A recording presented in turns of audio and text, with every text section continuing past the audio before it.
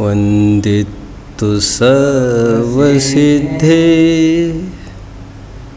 धुवमचलमणोवमं गदिं पते वोच्छामि समयपाहुण मीणमोसुद केवली भणिदम्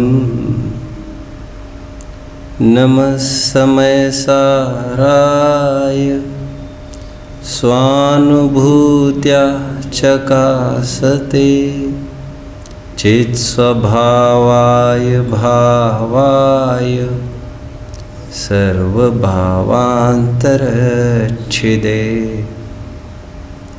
अनन्तधर्मणस्तत्त्वम् पश्यन्ति प्रत्यगात्मनः अनेकान्तमयी मूर्तिर्नित्यमेव प्रकाशिताम्।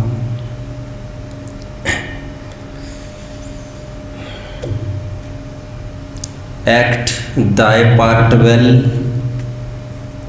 and there lies the honor.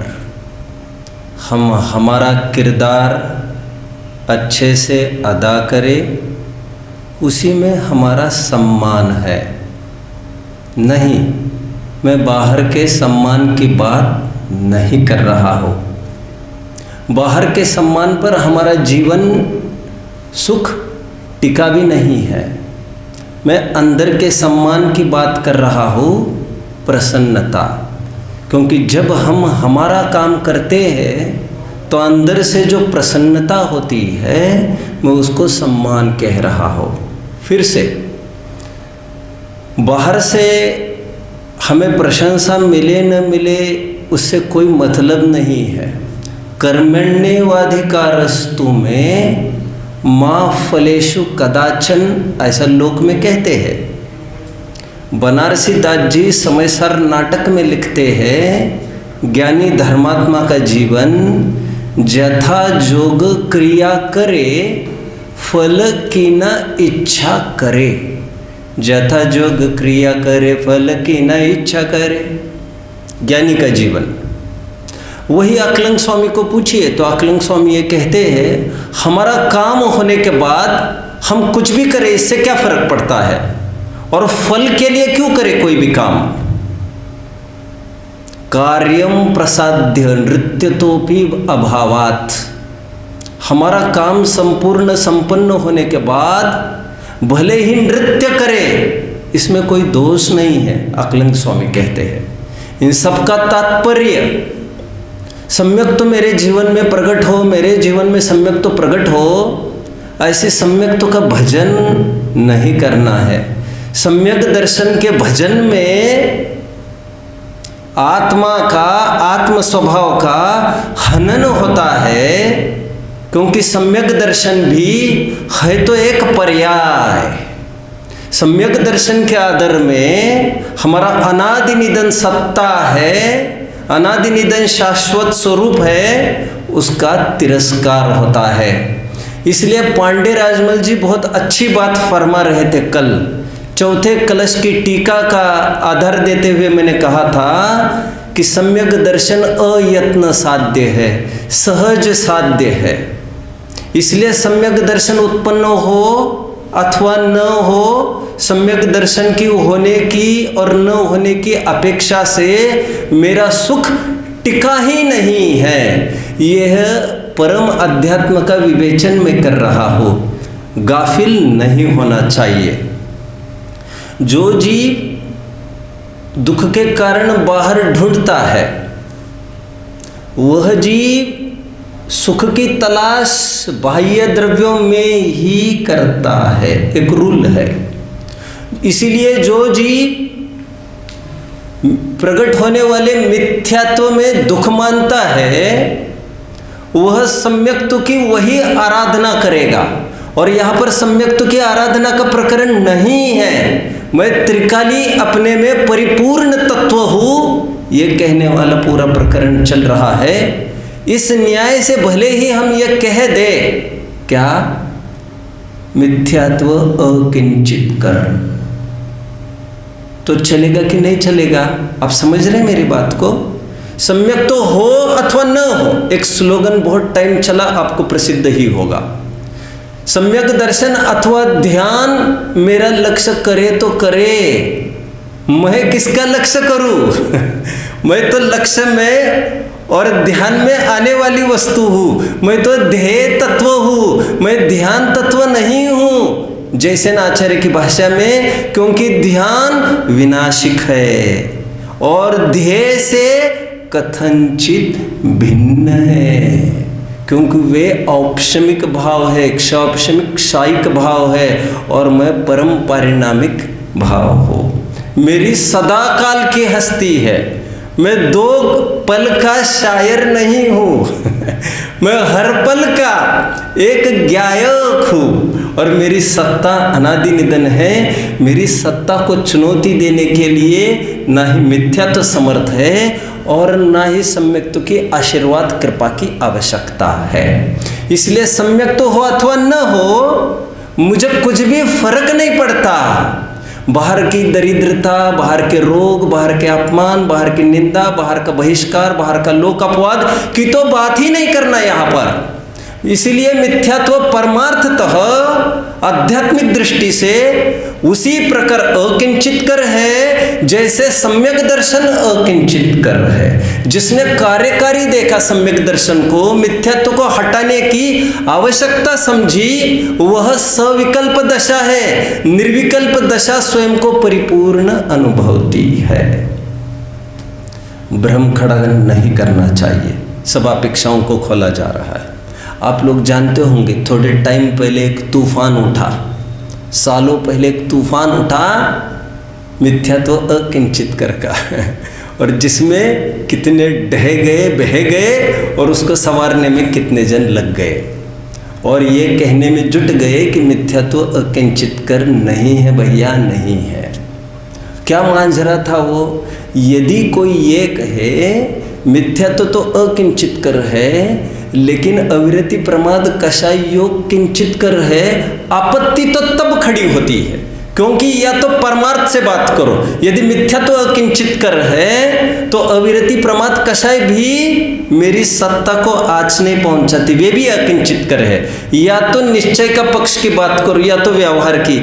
आधे अधूरी थोड़े निश्चय की बात की जाएगी, थोड़े व्यवहार की, इसमें तो स्वच्छंदता का पोषण होगा। और परमार्थ से विचार करें तो मिथ्यात्व अकिंचित कर है, मिथ्यात्व से बंद नहीं होता क्योंकि परमार्थ से तो बंद ही नहीं होता। और व्यवहार में जहाँ बंद होता है वहाँ पर बंद के कारणों में तो सबसे पहले सप्त व्यसन आदि से भी बड़ा पाप जानकर पहले मिथ्यात्व को छुड़ाया है। क्योंकि जैन दर्शन में तो ये परिपाटी है कि पहले बड़े पाप को छुड़ाया जाता है। आगे बढ़ता हूँ यहाँ तक मैंने चौथे कलश को फिर से एक बार दोहराया, ये कहते हुए कि पर्याय कैसी भी हो उसकी चिंता नहीं करना चाहिए। जो त्रिकाली शाश्वत स्वरूप है अनादि निधन, उसका भान, उसके सामर्थ्य की महिमा आने पर यह स्वयं में प्रकट हो जाती है। सम्यक दर्शन की आकुलता नहीं करना चाहिए। कल छठवें कलश पर काफ़ी बात चली, एक पद पर आज चर्चा करनी है कलश के, और फिर कलश के टीका में अमृतचंद्र स्वामी ने और एक बात खोली है, उस बिंदु को खोलना है। आज 2 बिंदु को खोला जाएगा और तत्पश्चात 7वें कलश की तरफ बढ़ा जाएगा। एक पद कल रहा था, कल काफ़ी बात चली की थी कि मैं आत्मा हूँ, ऐसा श्रद्धा नहीं, यथार्थ श्रद्धा है। और यहाँ पर तो 7 तत्वों का जैसा अभी कहा मिथ्यात्व है, सम्यक दर्शन उपादेय है, ऐसे 7 तत्वों का, ऐसे आश्रव बंध संवर निर्जरा मोक्ष का श्रद्धान भी विकल्प उत्पादक होने के कारण सदोष बताया गया, अतिव्याप्ति दोष से दूषित बताया गया। परमार्थ नहीं है, मत करो टुकड़े। आत्मा के श्रद्धान को सम्यक दर्शन कल कहा गया और ये नियामक लक्षण बताया गया। और एक शब्द कल आया था कलश में, उसकी थोड़ी सी गवेषणा करते हैं। तावानयम, क्या शब्द पड़ा है? बहुत गरिष्ठ शब्द है तावानयम। दिखता बहुत छोटा शब्द है, इसका कितना बड़ा रहस्य है मैं अभी थोड़ी देर में खोल देता हूं। तावानयम का अर्थ क्या? पहले तो तावान अयम, यह आत्मा कितना है? सम्यक दर्शन मात्र है। आत्मा का क्या बताया जा रहा है? परिमाण। यह कितना है आत्मा? सम्यक दर्शन मात्र। एक तो प्रवचन सार की 23वीं गाथा जो ये कहती है ज्ञान गेय प्रमाण है और गेय लोकालोक प्रमाण है। इस विधि आत्मा सर्वगत है, लोकालोक प्रमाण है। प्रवचन सार में हमने देखा आत्मा लोकालोक प्रमाण है। आज यहां पर क्या बोला जा रहा है? आत्मा सम्यक दर्शन प्रमाण है। ध्यान रखना, वो सर्वज्ञता की सिद्धि चल रही है, सर्वज्ञ स्वभाव की सिद्धि चल रही है। वो ज्ञान प्रधान कथन था, ये दृष्टि प्रधान कथन है। यहाँ पर ये बोला जा रहा है तावान अयम, मतलब आत्मा उतना मात्र ही है, जितना सम्यक दर्शन है उतना ही आत्मा है। इसका क्या भाव है अभी इसको खोलते हैं। मैं हमेशा इस बात को कहता हूँ कि आदमी को सच्चे सलाहकार की सच्ची आवश्यकता तब होती है जब वो कई सलाहकारों से घिर जाता है। फिर से, आदमी को सलाहकार की वास्तविक आवश्यकता तब होती है जब कई सलाहकारों से वो घिर जाता है। ये कुछ कहते, मैं किसकी मानूं? आज सलाह की आवश्यकता खरेखर उसको दिखती है। बात एक। बात दो, आदमी सचमुच अकेला तब पड़ जाता है, जीवन के उस मोड़ पर पड़ जाता है जब वो बहुत बड़ी भीड़ में घिर जाता है, लेकिन भीड़ में सबके सब दुर्जन बैठे रहते हैं। दो बातें मैंने कही। तद्विपरीत जीव को सलाह की, बाह्य सलाह की तब बिल्कुल आवश्यकता नहीं होती जब एक सलाहकार अपने अंदर ही खड़ा हो जाता है। और परमार्थ सलाहकार सम्यक ज्ञान है, इसलिए ज्ञान को सर्व समाधान कारक कहा। कौन सी सिचुएशन में, कौन सी कंडीशन में, कौन से प्रसंग में अनुकूल प्रतिकूल क्या कदम उठाया जाए, यह संविधान की धाराएं ढूंढनी नहीं पड़ती। ज्ञान इतना प्रबल और इतना शक्तिशाली है, वो मार्ग निकालना जानता है। सबसे बड़ा सलाहकार हमारे अंदर में है, और ये जब जागृत होता है तो बाहर के कोई भी गाइडलाइन की आवश्यकता नहीं हुआ करती। ज्ञानी जो भी कुछ करे उसको पूछा नहीं जाए, उसको रोका टोका नहीं जाए, उसको आपद धर्म कहकर एक नया रास्ता खुल जाता है। लेकिन बाकी जनों को एक संकेत किया जाता है, उनको देख देख कर तुम मत करना ये काम। उन्होंने किया, वे तो बरी हो गए, लेकिन तुम बरी नहीं होगे क्योंकि तुम्हारा अभिप्राय ठीक नहीं है। अब जानते होंगे, इसलिए प्रायश्चित के जितने भी ग्रंथ हैं हमारे जैन साहित्य में, प्रायश्चित के ग्रंथ रिलीज नहीं होते कभी भी। आमतौर पर उसका स्वाध्याय नहीं हो सकता कभी भी। और क्यों नहीं रिलीज हो सकते वे? क्योंकि मुनि संघ में तक रिलीज नहीं होते वे, क्योंकि ऐसे जगह जगह बंटने लग जाएंगे तो गुरु की क्या आवश्यकता पड़ेगी। और फिर कितना सूक्ष्म अपराध है और उसका कैसा, कौन सी धारा में बैठेगा, कितनी सजा दी जाए और वो कौन सी परिस्थिति से गुजर रहा है, सब धान एक पसेरी नहीं तोली जा सकती। ऐसा आपको ये लिखा मिलेगा कि ऐसा करने पर एक उपवास, ऐसा करने पर 2 उपवास। भाई साहब आप पढ़िए, जिनके उपवास के सामर्थ्य नहीं है उनको उपवास पकड़ा दोगे आप, वो तो भ्रष्ट हो जाएगा। उसका फिर विकल्प दे दिया जाता है, 108 श्वासोच्छ्वास प्रमाण बड़ा कायोत्सर्ग दिया जाता है, 324 श्वासोच्छ्वास प्रमाण बड़ा कायोत्सर्ग दिया जाता है, क्योंकि उपवास को झेलने की सामर्थ्य नहीं है। सब कहाँ लिखा? इसलिए सच्चा शिक्षक वो होता है, सच्चा शिक्षक वह नहीं जो पुस्तकें ही पढ़ाता है और पुस्तकें ही पढ़ता है। सच्चा शिक्षक वो है पुस्तक के पहले विद्यार्थी को पढ़ना समझता है, और विद्यार्थी को देखकर कब क्या बोलना ये उसके सब दिमाग में। इसलिए ज्ञानी जो भी कुछ कहे छल ग्रहण नहीं करना भैया। इसलिए कहा जाता है ज्ञानी के दिल में, ज्ञानी के हृदय में जिनवानी बसती है। भरत आदि की ऐसी नीति, ऐसी बहिर्प्रवृत्ति क्यों होती होगी ये हम तुमको बाद में बताएंगे। आज तो इतना ही कि भरत आदि का उदाहरण दे देकर यदि स्वच्छंद प्रवृत्ति करोगे तो तुम तीव्र आश्रवबंध को प्राप्त करोगे। देखम देख के कुछ भी नहीं हुआ करता। आप सब जानते हैं, एक को कहा आपको कल से उपवास करना है, और वे ही दूसरे प्रमादी मुनि थे, सेम अपराध। उनको कहा कल से आपको भोजन करने जाना है। युवा को कहा कल से भोजन बंद, ज्यादा प्रमाद आ रहा है आपको। और दूसरे को कहा वयोवृद्ध को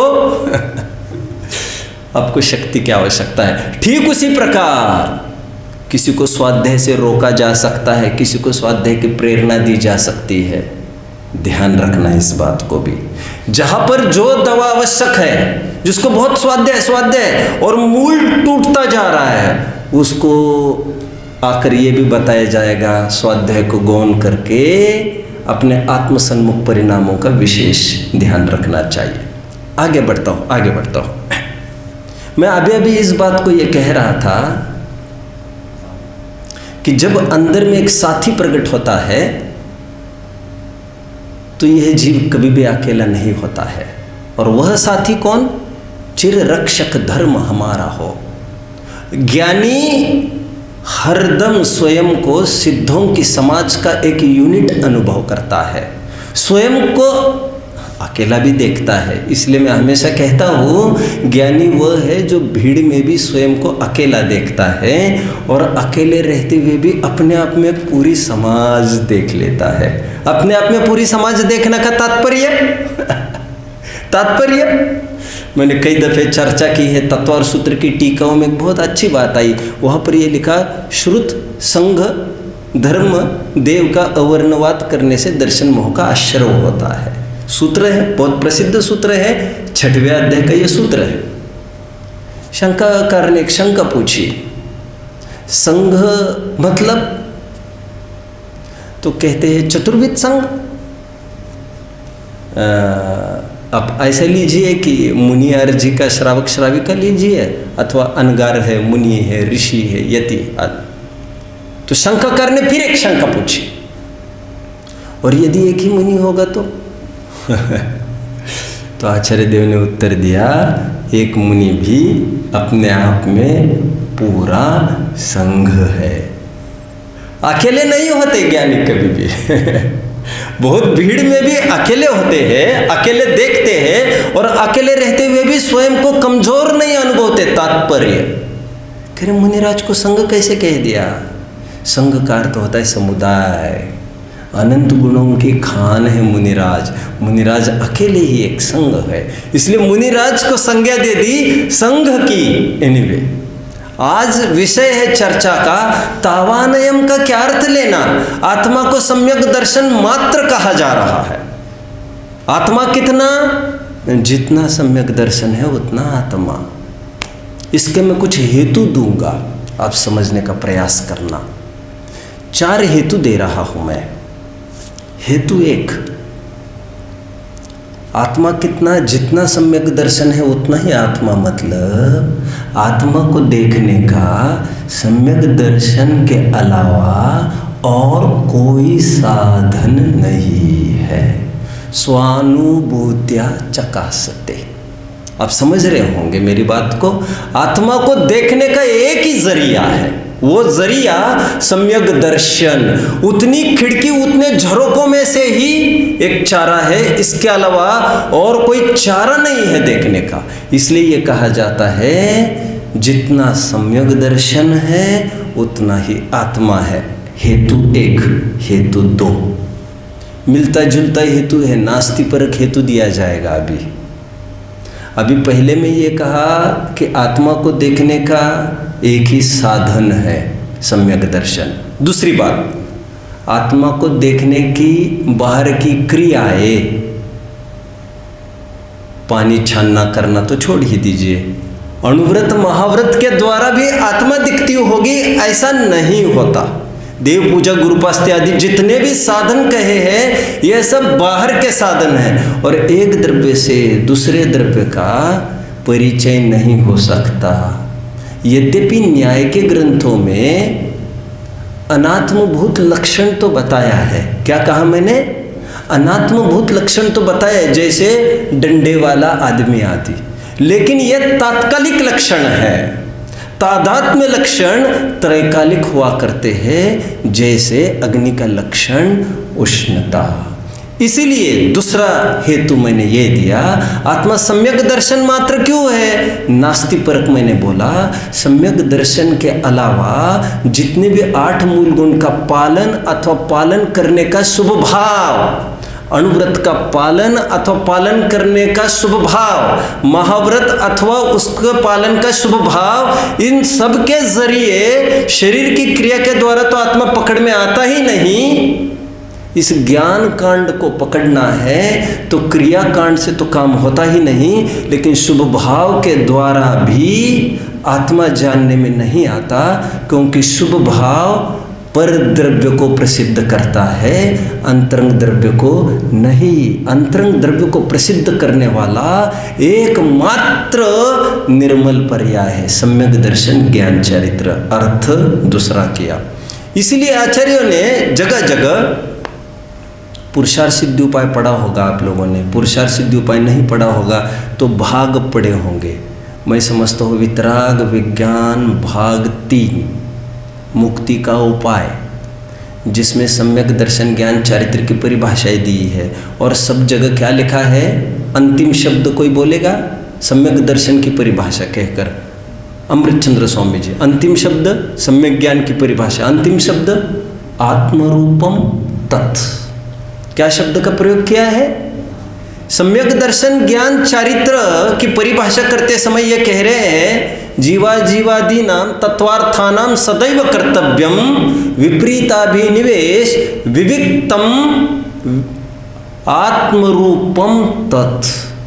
फिर सम्यक ज्ञान में भी आत्मरूपम तत्, सम्यक चारित्र में भी आत्मरूपम तत् कहकर क्या कहना चाहते हैं? सम्यक दर्शन ज्ञान चारित्र यह आत्मरूप ही है, कोई परद्रव्य नहीं है। जिनको सम्यक दर्शन प्रकट करना है वो पेड़ पौधों को तो टटोलो ही मत कि वहाँ से जैसे फल टपक जाता है ऐसा कुछ टपक जाएगा, लेकिन भगवानों को और इन पुस्तकों को, इन पन्नों को भी मत टटोलो, मत टटोलो। इसमें से कोई सम्यक दर्शन आने वाला नहीं है।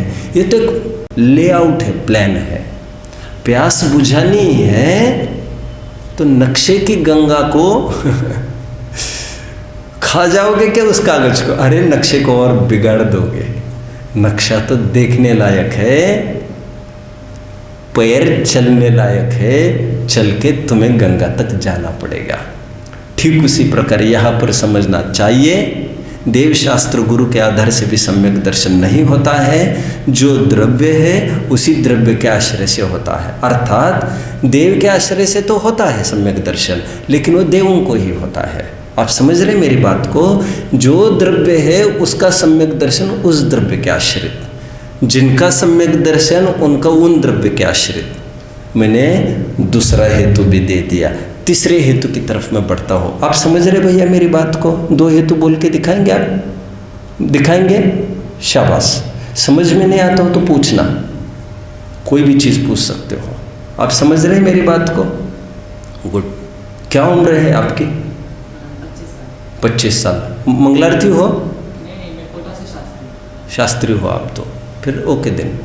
मुझे भी स्टेटस पता करना जरूरी है। आप कहाँ हो तो मुझे कितना स्ट्रेस देना वो भी समझ में आएगा। नाइस। और युवा वर्ग इसमें लगता है ये तो मन गजो उछलता है, क्योंकि हम लोगों का काम है इसमें लगने का। और मैं यहाँ के लोगों को तो निरंतर कहता हूँ, आप लोगों को भी आपके सामने कह दूँ, मेरा जीवन परिवर्तन भी किसी बड़े पंडित विद्वान से नहीं हुआ था। मेरे जीवन परिवर्तन में निमित्त एक 17-18 साल का ही बच्चा था, और मैं विश्वास के साथ इस बात को कह सकता हूँ कि वहाँ पर 70 साल का यदि कोई होता तो शायद वो काम नहीं बनता। क्योंकि भोगने की उम्र में कोई ये बोले भोग आसार है दम से, तब तो कुछ बात जमती है, मज़ा आता है, दम आता है। इसलिए युवाओं में ही वो खरी सामर्थ्य है धर्म करने की और धर्म प्रचार प्रसार की भी। क्षमा शोभती उस भुजंग को जिसके पास गरल हो, उसको क्या जो दीनहीन और सरल हो। फिर से आप तो इतना तो समझ ही रहे होंगे, कच्चा तो मैं पढ़ सकता हूँ इसमें। सच्ची क्षमा तो उसकी शोभेगी। महावीर की जगह, पुरुरवा भील की जगह उस शेर का क्या कम बहुमान आ रहा है आज हमको। कौन शेर? और ऐसा वैराग्य हो, वैसा वैराग्य हुआ। आगे का सीन देखो एक उठाकर, वो शेर जिसकी दहाड़ से, मैंने कभी कहा था शेर दहाड़े तो 8 किलोमीटर उसका रेंज बताया है। 8 किलोमीटर का जीव अपना अस्तित्व बचाने के लिए कहीं भी भाग सकता है, इतनी उनकी धाक है। और वो शेर एक चिड़िया, ऐसे भी फोटो बनना चाहिए इनके साथ कहीं एक। हालांकि फोटो बनकर क्या करते हैं, जो इस फोटो से बनेगा वही उस फोटो से बनेगा, बनने का ही तो। बाहर से तो वैसे भी क्या होना है, लेकिन एक चिड़िया आके फोड़ के चकनाचूर कर रही, उसको भी एक पुतला समझ रही है। वो बात मुनिराज की ही नहीं है, काय गुप्ती की, उपल खाज खुजावते की बात नहीं है केवल। वो एक शेर को आकर देख सकता है कोई, जो कम में सूरा ते धम में सूरा। और धर्म में वो ताकत है। धर्म आपको जीवन में चलना सिखाता है, एक चलना ही नहीं सिखाता, आपको अपार सहिष्णुता की विद्या देता है। विद्या वही है, पुस्तकी विद्या वही है जो आपकी सहन शक्ति को कमाली तक पहुंचा कर रख दे। आपकी वो बड़ी ही नहीं कुछ, तो फिर क्या बड़ा अपन में। अभी मुझे थोड़ा अच्छा लग रहा है आपसे बात करने में। एनीवे सबके लघु भैया, सबके कुबोल सहे है। कौन? सम्यक दृष्टि का परिचय करा रहे बनारसी दास जी। सबके कुबोल सहते हैं। इसको क्या हो गया? इसको ही तो ज्ञान हुआ है। सहन यही तो कर सकता है। परिचय सहन का, परिचय जय का एक सैंपल गृहस्थ जीवन में आ ही जाता है। गोपाल दास जी देखिए, कोई ये थोड़ी सैंपल है, ये भी एक प्रभावना है, ये भी प्रभावना का एक रूप है। सुनाना सुनना, लेकिन प्रभावना के उस रूप को नजरअंदाज नहीं करना चाहिए। मैं आगे बढ़ता हूँ।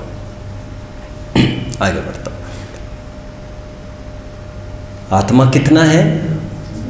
सब आप भी शास्त्री हो? हाँ, बस तो फिर ठीक है, अच्छा है।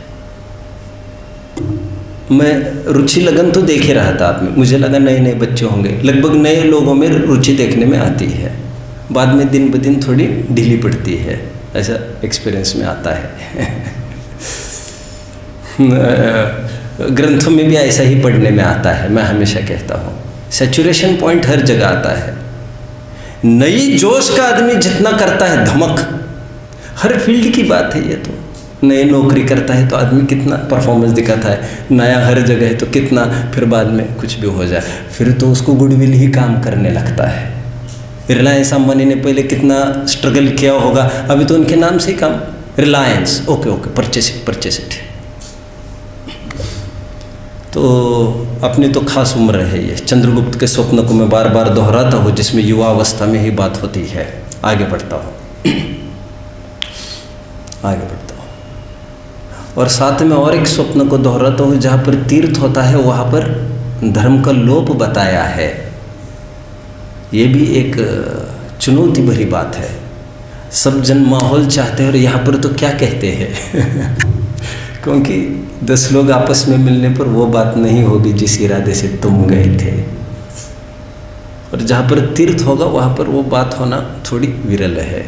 दूर वालों को जितना वो अच्छी बात लगती है, इसलिए मैं हमेशा कहता हूँ नज़दीक वाले हम विद्वान हैं हमारे घर वालों की, कुछ जितनी रुचि है, और दुनिया वालों को, मैं मेरी बात नहीं कर रहा हूँ, हमारे घर वालों को, मेरे लड़के को, लड़की को, बच्ची को, कि जितनी रुचि है और दुनिया वाले को रुचि है, मेरे से और दुनिया कितनी रिश्ती है, घर वाले कितने रिश्ते हैं, पूछा जाए।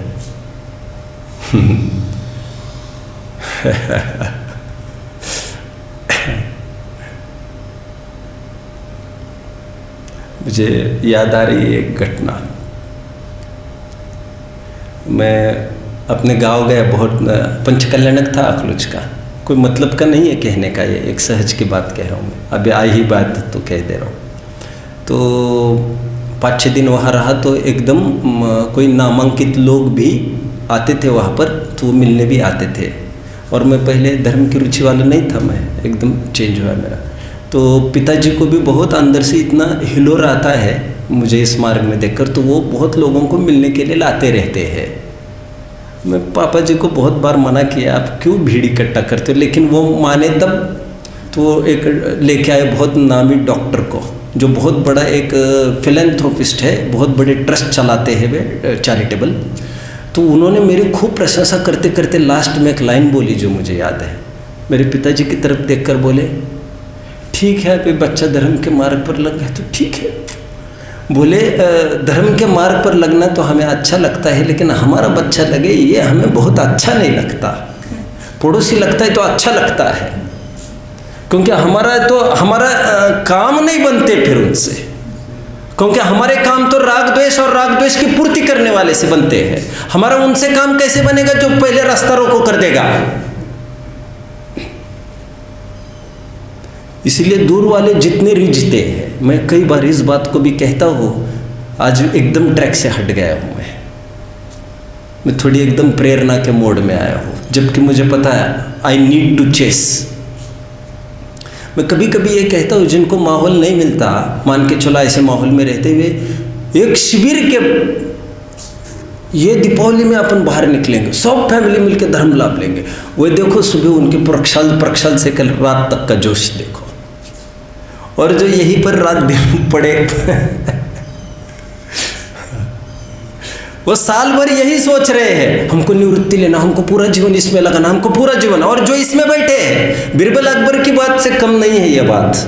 बिरबल अकबर आप समझ गए होंगे, अकबर ने बोल दिया बिरबल, मजे लेने के लिए बोल दिया कि बिरबल मुझे कल सपना आया जिसमें तुम गिरे कीचड़ में और मैं गिरा शहद में। याद आ रहे ना आपको, जानते ना। फिर बिरबल ने आगे की बात बोली, हाँ साहब मैंने भी ये स्वप्न देखे, लेकिन आगे और एक बात देखिए, आप मुझे चाट रहे थे, मैं आपको चाट रहा था। आप समझ रहे हैं मेरी बात को। और एक ईमानदारी की बात मैं कह रहा हूँ कि एक 70-80 साल की बुढ़िया आई मेरे पास, या आप लोग नहीं होते तो इतना नहीं आता। 70-80 साल की बुढ़िया आई बहुत टाइम पहले, धर्म साधन करना, धर्म यहाँ पर रहकर वो घर वालों की याद करती। मैंने उनको कहा, सलाह दी, आप मानेंगे नहीं मेरी बात को। अब घर पर रहकर यहाँ की माला फेरती थी, यहाँ रहकर वहाँ की माला फेरती है। दादी मेरी बात मानना। वो समझ गई। जहाँ पर गुंजन हो आत्मा का, क्षेत्र के कोई बंदे थोड़ी हैं हम तो परिणाम से बंदे हैं। जहाँ पर तुम्हारा काम होगा वहाँ पर वो काम करना चाहिए, हटाग्रह नहीं रखना चाहिए हमको। शिखर जी ने गए, और बंद करो ये तमाशा सब। एक बार वंदे सो कोई, 2 बार वंदे सो कोई। अरे क्या आदमी है ये, कैसी बात करता है, और कौन सुनने वाला है ऐसी बात को, नया जमाने वाला। ठीक है, तावानयम 2 हेतु दिए, आत्मा कितना, ज्ञान प्रमाण प्रवचन सार में कहा। अभी कहने में अच्छा लग रहा है मुझे, पहले ये मुझे डाउटफुल था। आपको आत्मा ज्ञान प्रमाण है, ज्ञान लोकालोक प्रमाण है।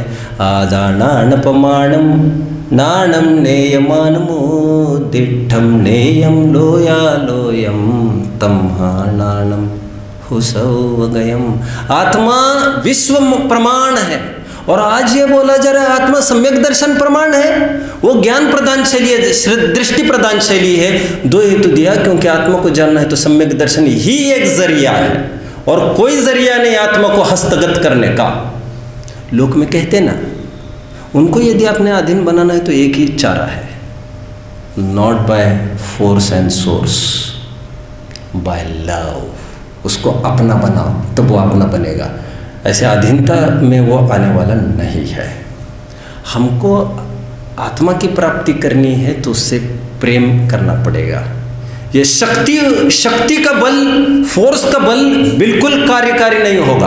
आप कितना उपवास करते हो और क्या 10 लक्षण आपका क्या कह रहा है, ये जितना भी आप पेपर पर लिख कर दे रहे हो वो सब फर्जीवाड़ा है तुम्हारा, और फाड़ कर फेंक दो एक तरफ उसको। आप समझ रहे हैं?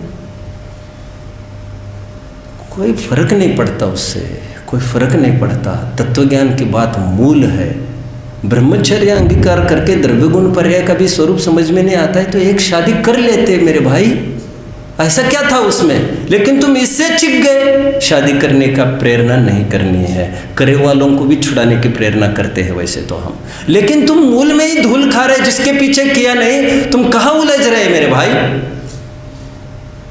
तीसरा हेतु तावनेम, तत्व की बात अभी कर रहा हूं। तावनेम मतलब उतना ही है। उतना मतलब क्या आत्मा सचमुच सम्यक दर्शन जितना ही है? आत्मा क्या सचमुच सम्यक दर्शन जितना ही है? तावान अयम क्या उतना ही है? सम्यक दर्शन तो एक समय की पर्याय प्रतीत होती है। आत्मा तो त्रिकाल है। कहते सम्यक दर्शन में आत्मा त्रिकाल आत्मा ही जानने में आता है। इसलिए आउटलेट के बहाने सैंपल नहीं आता, वो समग्र वस्तु ही खड़ी होती है वहाँ पर। इसलिए आत्मा सम्यक दर्शन प्रमाण है। मतलब सम्यक दर्शन में समग्र आत्मा नजर आती है। एक समय में एक समय का ही नजर आएगा ऐसा नहीं। प्रवचन सारा शिवगाथा की टीका एक समय में त्रिकाल को लक्ष्य में लेकर। समझ में आया क्या कहा? जिस प्रकार समग्र माला को एक समय में लक्ष्य में लिया, उसी प्रकार त्रिकाल आत्मा को एक समय में लक्ष्य किया जा सकता है, और वह सम्यक दर्शन पर्याय के द्वारा। इसलिए आत्मा सम्यक दर्शन मात्र है। मतलब कोई ये समझेगा एक समय की है वो, तो फिर क्या आत्मा एक समय का है क्या? बात वो नहीं है, क्योंकि सम्यक दर्शन में भी त्रिकाल आत्मा आ जाता है। जिसने सम्यक दर्शन किया उसने स्वयं को त्रिकाल माना। इतना सा इसका भाव है। चौथा बात एकदम मैं लैंडलाइन पर बात करता हूँ, एकदम अंगूठा छाप आदमी समझेगा इस तावानयम को, ऐसा मैं समझाता हूँ अभी, शायद यही आपको अच्छा लगे। अंगूठा छाप आदमी देखो, प्रभु ताको दारुण दुख देई, फिर से प्रभु जाको दारुण दुख देही, पहले उसकी मति हर ले ही। क्या कहा? इतना तो समझा होगा। जिसको दारुण दुख देता है प्रभु, हमारा प्रभु तो कहाँ दुख देता है, वो तो जिनका भी देता होगा, पहले तो उसकी मति हरण कर लेता है। एक घटना में हमेशा सुना तो, एक सेठ था, बहुत उसका कारोबार सब फैला था सब दूर दूर तक, और सब ऐसे में उसको उसने एक व्यंतर सिद्ध किया था, जिस व्यंतर के बल पर उसको सब मिल जाता था। अमुक मांगा अमुक मिल गया, अमुक मांगा अमुक मिल गया। अभी अचानक वो व्यंतर एक दिन आया। हमारे यहाँ तो कोई व्यंतर की बात नहीं, कर्म ही फिलॉसॉफी है पूरी।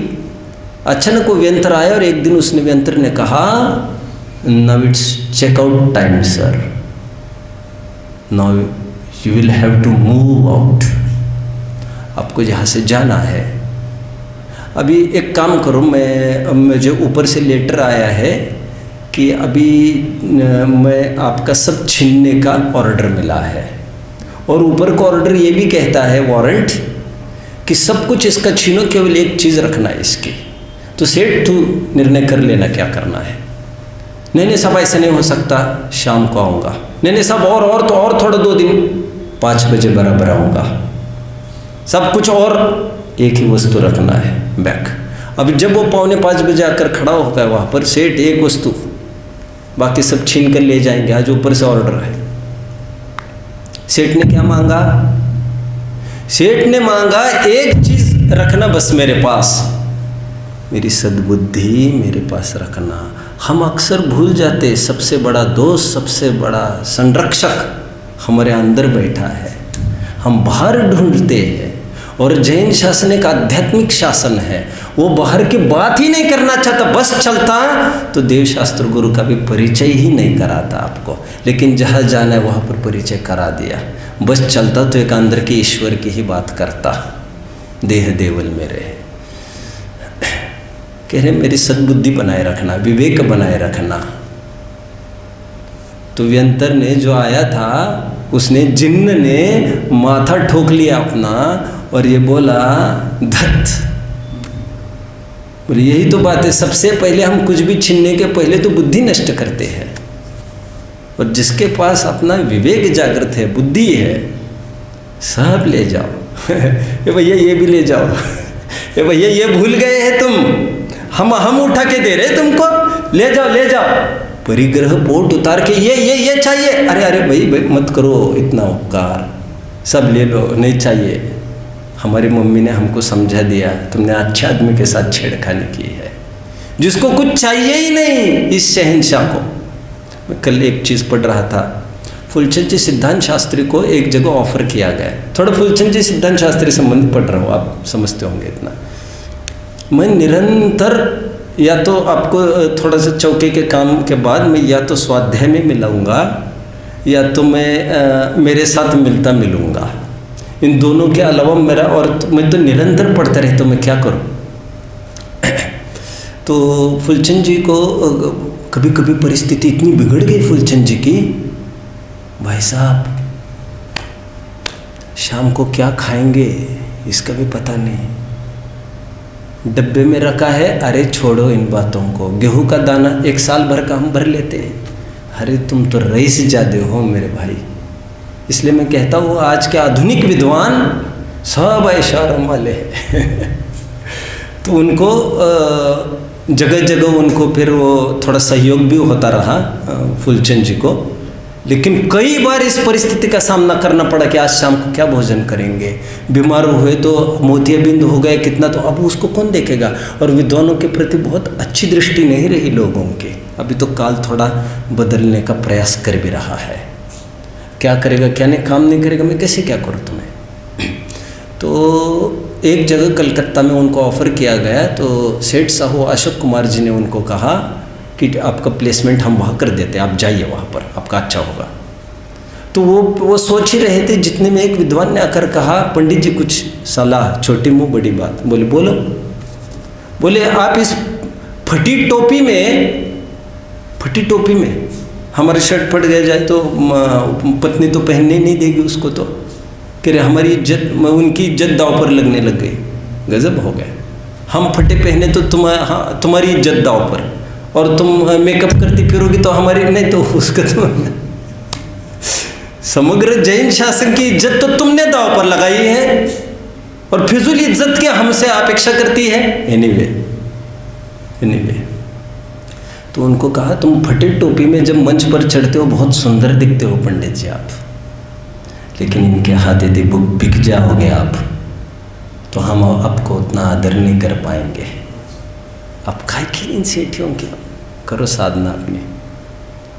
तो भूखे रहना पसंद किया विद्वानों ने, क्योंकि स्वाभिमान आत्मसम्मान ये विद्वानों की मूल संपत्ति और पूंजी होती है। विद्वान का आत्मसम्मान गया, जिन शासन दाव पर लग गया, क्योंकि विद्वान नहीं है, वो स्वयं एक जैन शासन है। स्वयं कोई हमसे बात कर रहा है तो जिन धर्म से बात कर रहा है। आप हमें इज्जत नहीं दे रहे हैं, हमारा जो जिन धर्म के प्रति समर्पण है उसको इज्जत दे रहे हैं। हमें भ्रम नहीं पालना चाहिए, और जिस दिन ये रुझान हट जाएगा तो आप हमको काय के लिए पूछेंगे, सीधी बात है। एनीवे तावानयम कोई, हाँ मैं चौथा अर्थ कर रहा था, मैं आगे बढ़ रहा हूँ, उस कहानी में आया। कह रहे तुमने तो पहले बोले हम किसी को भी सामग्री लूटपाट करते तो पहले तो बुद्धि हटा देते हैं, अब तुमने बुद्धि तुम्हारे पास रख लिया, अब तुम्हारा घाटा करे तो भले कैसा करे। फिर से जिसके पास आत्मविश्वास है वो स्वयं का उसका नाश नहीं होता। आत्मविश्वास का होना ही सब कुछ होना है। आत्मविश्वास ही हमारी सत्ता है। आत्मविश्वास मतलब सम्यक दर्शन, सत्ता मतलब आत्मा। जितना सम्यक दर्शन है उतना ही आत्मा है। अब समझे लोकल लैंग्वेज में मैंने क्या कहा? जिस दिन आस्था ढह जाएगी, विवेक ढह जाएगा, हम स्वयं को ही संवर नहीं पाएंगे, इन सामग्री का क्या करेंगे हम? इसलिए कल भी मैं इस बात को कह रहा था, परसों शायद, एक अधीर जीव को मिलती हुई सफलता भी दर्दनाक होती है और ज्ञानी को धैर्य होने के कारण मिली हुई लाखों असफलताओं को बहुत आसानी से झेल जाता है। इसलिए खरे अर्थ में ज्ञानी हार कर भी जीतता है और अज्ञानी जीत कर भी हार जाता है, क्योंकि पचाना ही तो कुछ नहीं जानता वो। परिचय उपसर्ग तो चर्म दृष्टि है। ये क्या कहा? ये तो चर्म दृष्टि। अरे कितना संकट है। वो भर्तृहरि ने भेज दिया एक आदमी, जाओ मेरा भाई कहाँ है देख लो थोड़ा सा। अरे रे रे, क्या पता है उसने क्या आकर रिपोर्ट किया? भर्तृहरि ने एक आदमी भेज दिया, अरे यार मेरा भाई कहाँ होगा, क्या होगा, तुम देख कर आ जाओ शुभचंद्र को, उसका थोड़ा देखभाल करेंगे अपन। और देखा 3 दिन तक वो देखता रहा, साहब मैं भी भूखा रहा, वो उनका तो बड़ा हाल खराब है। शुभचंद्र आचार्य देखा, उनको ना खाने को कुछ मिल रहा है ना कपड़ा है, बहुत बेकार हाल, बहुत बेकार। ऐसा कहता है तू निहाल हो जाएगा, ले ले ले रस लेके जाओ। और रस उन्होंने देखते ही देखते हटा दिया एक तरफ। इतनी तो कीमत करी है तुम्हारी तपस्या की उन्होंने, ये तुम्हारी औकात की है उसने। कह रहे ऐसा कहते हैं, पागल तो नहीं हो गए वो? पर वो समझाने आया, समझाने के बहाने समझने उसकी योग्यता का परिपाक हुआ था। इंद्र समझाने के बहाने आया, वो इंद्रभूति समझाने के बहाने आए तो उनका अच्छा होना था। किसी भी बहाने आए, विद्वानों के पास आए तो उसका कल्याण हुए बिना थोड़ी रहता है। तावानयम, आत्मश्रद्धा का होना ही आत्मा का होना है। आत्मश्रद्धा नष्ट हुई, हमारा अस्तित्व संकट में खड़ा हो गया। चौथा अर्थ मैंने किया तावानयम, आत्मा कितना, जितना सम्यक दर्शन है उतना ही आत्मा है। मिथ्यात्व सब अनात्मा है। अरे पाकर खोया भगवान, उनके पास होकर भी कुछ भी नहीं है, कुछ भी नहीं है, क्या करें। एक बात तो ये हुई, दूसरी बात की तरफ बढ़ता हूँ। आपको एक प्रश्न है, क्या चैतन्यमय आत्मा की अनुभूति करने से सम्यक तो हो जाएगा? प्रश्न, क्या चैतन्य मात्र आत्मा की अनुभूति करने से सम्यक दर्शन हो जाएगा? आज यहाँ सभा में बैठे वाले सभी हाँ कहेंगे। और कलश में, कलश की टीका में अमृतचंद्र स्वामी जी ने, बहुत कम ऐसे स्थल है जहाँ पर अमृतचंद्र स्वामी ने कलश के साथ साथ टीका भी की है। आप समझ रहे हैं मेरी बात को? वैसे उनका स्टाइल क्या है, गाथा पर टीका करना, कलश लिखते चलते चलना। लेकिन बहुत जगह या तो जयचंद जी ने किया है। वैसे तो जयचंद जी एक मुद्रा में आकर खड़े हैं यहाँ पर। जयचंद जी ने एक बहुत बड़ा योगदान दिया है। क्या योगदान दिया है? स्याद्वाद शैली का बहुत प्रयोग करके दिखाते हैं। अभी जैसे वह ऊपर ये बताया जा रहा था कलश में कि आत्मा को चैतन्य मात्र अनुभव हो, यहाँ पर एक प्रश्न पूछा जयचंद जी ने, क्या आत्मा को चैतन्य मात्र अनुभव करने से सम्यक दर्शन हो जाएगा? आपको क्या लग रहा है? और यहाँ पर प्रश्न चिन्ह खड़ा करके स्वयं ही उसको कह रहे हैं, ऐसा चैतन्य मात्र आत्मा की अनुभूति तो सांख्य वेदांत भी सभी करते हैं। चैतन्य मात्र अनुभूति करने से काम नहीं होगा। पहले तुम्हें 7 तत्व का ज्ञान होना चाहिए। जो कल खारिज की थी आचार्य उमा स्वामी की बात, वो उनके लिए खारिज की गई है। और खारिज का अर्थ वहाँ पर चौकड़ी लगाने का अर्थ वहाँ पर गौण एक कदम ऊपर चढ़ने की बात थी। तन मुक्त्वा नव तत्व संततिमिमा, 9 तत्व की परिपाटी को हे कहा, वो सर्वथा निरर्थक नहीं है। क्योंकि 9 तत्व का 7 तत्व का ज्ञान हुए बिना हे उपाधि का ज्ञान होगा कैसे? और ये हे उपाधि का ज्ञान हुए बिना आश्रवबंध संवर निर्जरा भी आत्मा में है, यह ज्ञान कैसे होगा? केवल चैतन्य मात्र की आत्मा की अनुभूति करने से अपूर्ण आत्मा लक्ष्य में आती है, उसने पर्याय वाली आत्मा लक्ष्य में ली ही नहीं है। और आत्मा तो ध्रुव प्लस पर्याय वाला है, गुण पर्यायवत द्रव्य में है। स्वयं को द्रव्य पर्याय रूप अवलोकन करना, इसका फल सम्यक दृष्टि है। कहाँ पर लिखा, कहाँ पर लिखा भैया, बोलो। जो पुस्तकों की विद्या है, दूसरों के हाथ में गया पैसा है, वो हमारा नहीं है। जितना हमारे कंठ की विद्या है, जितना हमारे जेब का पैसा है, पैसे की छोड़ो, ये हमारी सच्ची विद्या है। कहाँ पर लिखा, स्वयं को द्रव्य पर्याय रूप अवलोकन करना, इसका फल सम्यक दृष्टि है। निश्चयाभासी का प्रकरण चल रहा था। स्वयं को कैसे अवलोकन करना, द्रव्य पर्याय रूप। और कह रहे तुम द्रव्य दृष्टि स्वयं को अनुभवते हो शुद्ध, तो द्रव्य दृष्टि का अर्थ तो शुद्ध शुद्ध पर्यायों का पिंड होता है। समग्र आत्मा को जानो। श्रद्धान का श्रद्धे भले ही एक अंश होता है, लेकिन वो श्रद्धान का श्रद्धे ज्ञान के गे के बाद उद्भवता है। तुमने ज्ञान कुछ किया ही नहीं प्रमाण के विषय का, और सीधा तुमने उतनी ही मात्र ध्रुव मात्र ही वस्तु मानी, तो तुम में और सांख्य वेदांत में फर्क क्या पड़ेगा। जयचंद जी 6वीं गाथा के भावार्थ में भी इस बात को कह चुके हैं, यह प्रमाण दृष्टि है और इसका फल, बोलो बात को पूरी करो, वितरागता है। द्रव्य दृष्टि का फल वितरागता है कि प्रमाण दृष्टि का फल वितरागता है। भैया कुछ भी कहो तुम, क्या कहा, कुछ भी कहो, क्योंकि दोनों कथन मिलते ही है। जहाँ पर प्रमाण दृष्टि का फल वितरागता कहा जा रहा है, वहाँ पर ये समझना ये उपचार का कथन है। प्रारंभिक भूमिका में प्रमाण के समग्र विषय का ज्ञान होना चाहिए, प्रमाण के विषय का। नहीं तो निश्चयाभासी का प्रसंग आता है और राग द्वेष की सत्ता अपने में मानने से इनकार करता है, अथवा उसको प्रकृति प्रदत्त मानकर स्वयं स्वच्छंद होना चाहता है। और जिन शासन में ऐसी अनीति संभवती नहीं। तो इस बात को भी इन्होंने उठाई। यहाँ कोई प्रश्न करता है कि आत्मा चैतन्य, मैं पढ़ के दिखाने की वैसे बहुत आवश्यकता नहीं है, मैं पढ़ूंगा। यदि आपको ये लगेगा ये तो एक शब्द भी यहाँ से वहाँ नहीं हिला, एक शब्द भी यहाँ देखो, पढ़ के दिखाता हूँ। यहाँ कोई प्रश्न करता है कि आत्मा चैतन्य है, मात्र इतना ही अनुभव में आए, तो इतनी श्रद्धा सम्यक दर्शन है या नहीं। और सम्यक दर्शन क्या भाई साहब, हाँ, और सम्यक दर्शन समय सार जैसे ग्रंथ में लिख रहे हैं ये जयचंद जी ने, ये नहीं कहना विषय को ढीला कर दिया। लेकिन चुपके ज छलम न घेतव्यम में मैंने इस बात को बताया था, आचार्यों को कितना विकल्प हुआ होगा।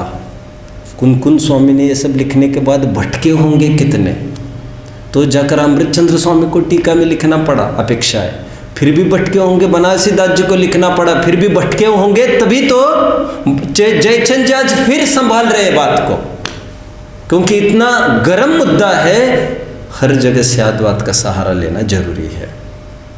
उसका समाधान यह है, नास्तिकों को छोड़कर सभी मत वाले आत्मा को चैतन्य मात्र मानते हैं। यदि इतनी ही श्रद्धा को सम्यक दर्शन कहा जाए तो सबको सम्यक तो सिद्ध हो जाएगा। इसलिए सर्वज्ञ की वाणी में जैसा संपूर्ण आत्मा, मैंने इसकी टीका खोलने के लिए आपको निश्चयाभासी की एक लाइन पढ़ाई, 6वीं गाथा का भावार्थ की एक लाइन पढ़ाई। समग्र आत्मा का ज्ञान जरूरी है। यहाँ पर समग्र का अर्थ यदि विद्वान फिर उसी दिशा में ले जाए तो जयचंद जी की कथनी की मंतव्य की हत्या ही करता है। संपूर्ण आत्मा ध्यान, संपूर्ण ज्ञान घन, ज्ञान घन। अरे भैया, फिर तुम चैतन्य में ही ढल गए फिर तो, क्योंकि 9 तत्व को सदोष लक्षण बताया जा रहा था। तो इनको ये फिर रक्षा के मूड में है कि 9 तत्व का श्रद्धान कहा, तत्वार श्रद्धानम, उसकी भी अपनी अपनी, उसका अपना वजन है। टोडरमल जी ने लिखा, यदि आत्मा का श्रद्धान सम्यक तो हो जाए, इसलिए 202 पेज का टॉप होगा, एक आत्म श्रद्धान में ही संतुष्ट हुआ है, एक आत्मा के श्रद्धान को ही सम्यक दर्शन मानता है, ऐसा लिखा है। सब आत्मा के साधन को सम्यक दर्शन मानते हैं, तो उसमें क्या आपत्ति है? और निश्चयाभासी के प्रकरण में 2 जगह लिखा, एक आत्मा के अनुभवन में ही संतुष्ट हुआ है, मतलब खेद व्यक्त किया जा रहा है, क्योंकि उसको आश्रवबंध का भी पता नहीं है, अपना ही अपराध है। तो ऐसा शुद्ध आत्मा का अनुभवन में संतुष्ट हुआ है। कोई नर आत्मा को बोलो, कोई नर आत्मा को बोलो। हमको इसका पाठ करना चाहिए कभी। हम एक सेटेड ही पुस्तक लेके चलते, पूजन भक्ति के नाम पर उतना ही रटते रहते हैं, उतना ही भगवान को सुना के आते हैं, हमको पता ही नहीं कहाँ कहाँ क्या क्या लिखा है। और शायद ऐसा ही मरण होगा तो क्या हाल होगा हमारा। मंगलाचरण पुरुषार्थ सिद्धि उपाय आप लोग शायद याद कर पाएंगे। को नर निश्चय से आत्मा को शुद्ध मान हुआ है, सुछंद नहीं जाने निज शुद्धता। कोई व्यवहार नय, कोई शील तप व्यवहार नय के मार्ग को, उसको ऊर्ध्व करता हो उसको आगे बढ़ता है। कोई उभयवासी है, वो दोनों को वो जानकर वो आगे बढ़ता है, और तीनों चले जाते हैं, ऐसा वहाँ पर लिखा है। बात कहने की ये प्रकरण पूरा हुआ है हमारा। कलश 7वां पढ़ना भर है। फिर इसका खुलासा 7वें कलश का और 13वीं गाथा का खुलासा, लगभग दोनों एक ही पटरी पर है दोनों प्रकरण। इसका खुलासा मैं एक साथ कल ही प्रारंभ करूँगा। 7वां कलश पढ़ना है। अतः शुद्ध न्यायतम प्रत्यग ज्योतिश्चकास्ति तत् नवतत्वगतत्वेपि यदेकत्वं न मुंचति। इस प्रकार शुद्ध नय के आश्रय वाला जो प्रत्येक ज्योति शुद्धात्मा, वह 9 तत्वों को प्राप्त होता, वह भी एकत्व को नहीं छोड़ता। कल बात करेंगे। ओम नमः।